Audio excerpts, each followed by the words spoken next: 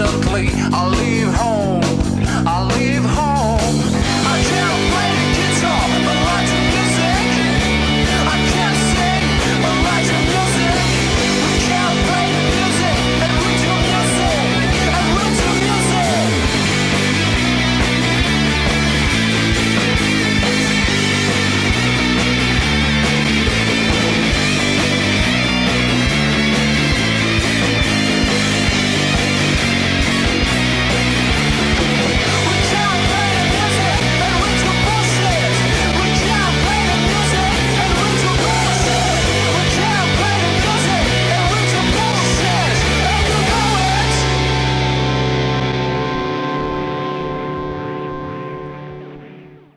Bien, bonjour à tous, donc bienvenue sur cette nouvelle vidéo de Place au Jeu. Donc aujourd'hui, on a l'honneur d'être invité par la MJWA avec Olivier ici présent. Bonjour Olivier. Bonjour à tous. Donc, qui est président de la MJWA et qui est un club qui est basé à Cergy et qui organise moult événements. Alors, pour l'introduire rapidement, en fait, la dernière fois qu'on était venu leur rendre visite, on s'est aperçu qu'ils avaient des décors absolument fabuleux, absolument exceptionnels. Il y avait de l'attention, il y avait du travail, hein, je pense des millions d'heures, ça sentait la sueur.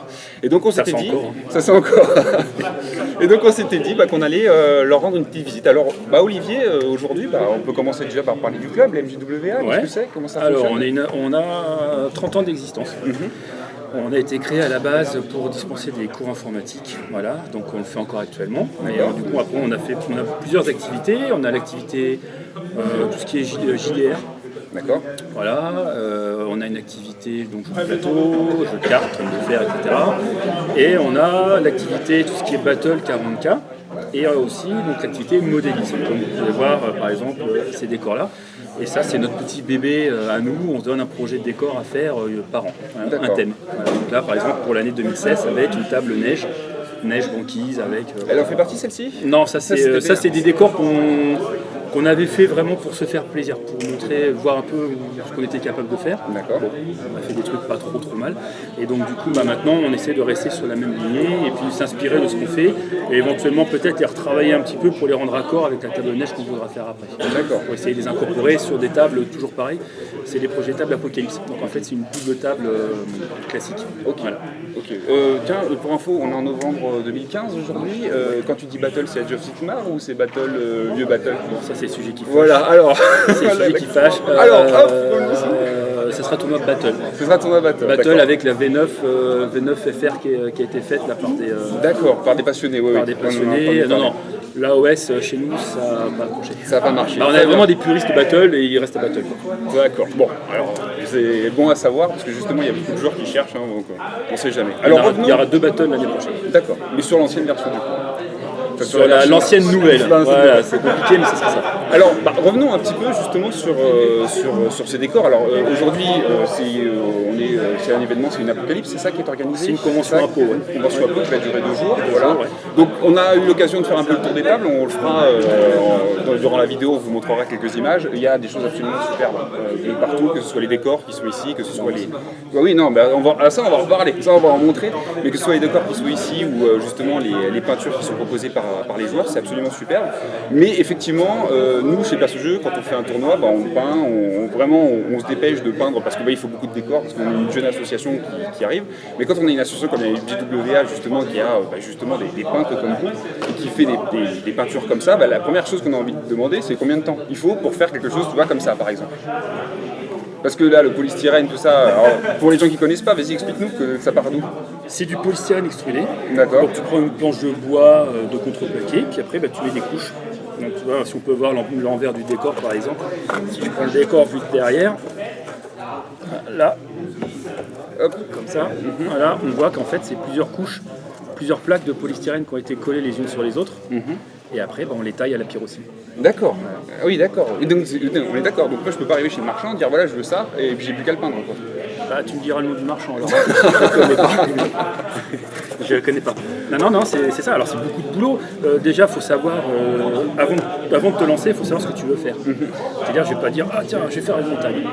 Tu dis je vais faire une montagne comme ça, telle hauteur. Est-ce que je vais faire une grotte, une caverne, comme là ici, bon, par exemple, tu as la caverne qui est là. Donc déjà savoir ce que tu veux faire et après prendre prendre tes couches, les travailler, et puis après les rendre accessibles en faisant... c'est un millefeuille en fait, hein, c'est vraiment des couches différentes.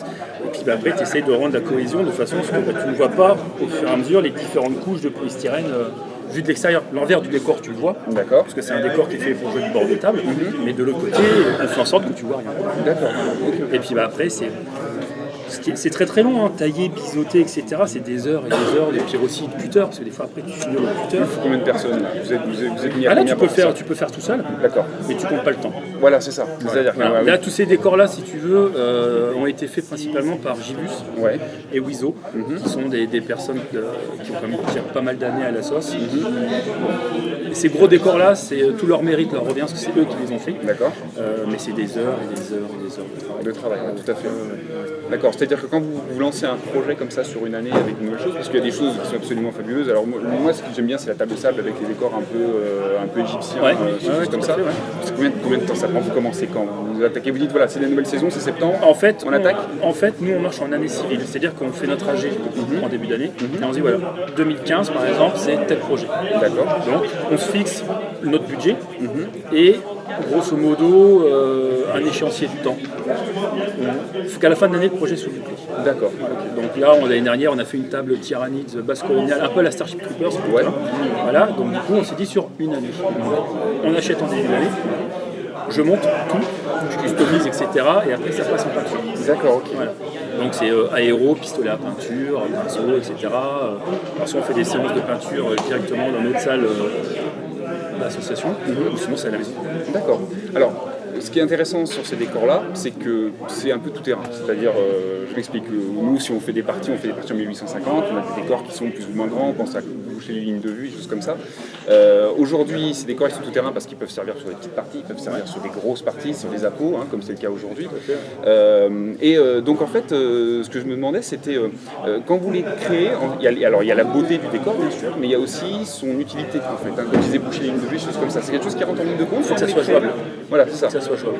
Voilà. C'est-à-dire, un ou deux paramètres comme ça qui viennent en tête lorsque vous les mettez en place. On fait en sorte de pouvoir mettre des socles de 60 dessus. D'accord. Donc là, quand ça a été biseauté et ainsi de suite, donc là, tu as prévu que je puisse Là, poser, par exemple... Voilà, là, par exemple, là, et sur celui-là, on va le retourner pour le montrer, effectivement. là, si tu veux, par exemple, tu prends la garde impériale, qui a les socles d'armes lourdes sont des socles de 60, là, tu peux en poser un ici, un ici, un ici, un ici, par exemple. Voilà, tu vois. On peut poser des socles de 28 par endroit. D'accord, ok. Il faut que ça reste, il faut que ça soit joli, mais il faut que ça soit jouable. D'accord. Parce que si tu fais un décor qui est joli, mais qui ne sert à rien, tu ne mettras pas sur la table. Parce qu'en tournoi, les joueurs ne vont pas pouvoir l'exploiter. Et toi, du coup, tu vas te retrouver avec un investissement qui va dormir sur l'étagère. Oui, voilà, et qui va prendre beaucoup de place. C'est ça. Donc là, tu vois, ici, tu peux en mettre. Là, tu peux prendre toute la zone sur le dessus, il n'y a pas de souci. Tu peux en mettre là. Tout est jouable. Mais c'est un critère qu'il faut prendre en compte. Donc, ce qu'on fait aussi maintenant, c'est qu'on prend des socles et qu'on taille, on pose et on voit. Ah oui, d'accord. Ça tient, ça tient pas.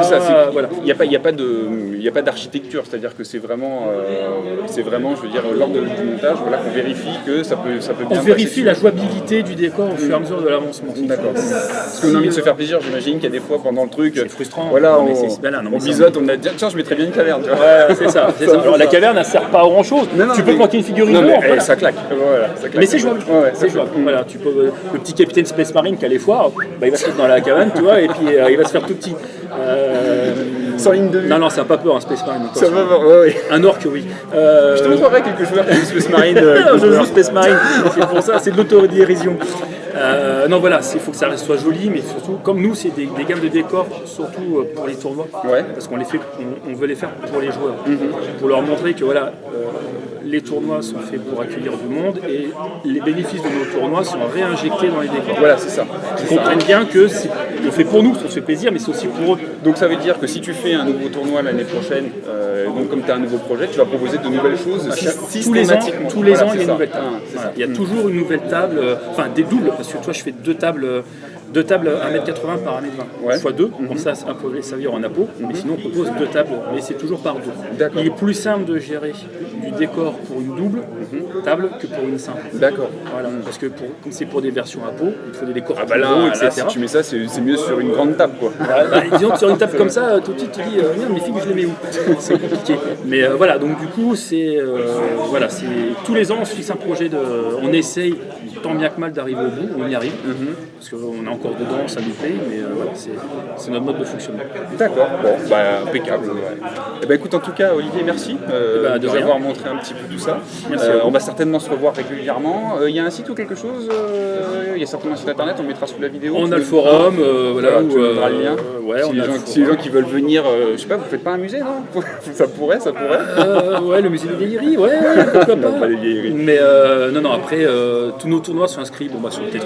Voilà, d'accord, Donc, sur le c'est T3, on hein, communique c'est sur là. le Warfo et tout, donc voilà. On fait 6 manifs par an. D'accord. Ah bah, 6, d'accord, ouais, c'est bien de le savoir. Voilà, D'accord. on fait un sur une journée, un no limit par équipe, un no limit solo, la convention impôt et 2 Battle V9 FR. D'accord, oui.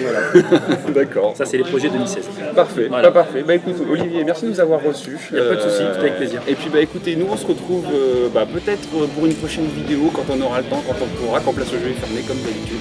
Et on vous dit à bientôt. Salut. Salut.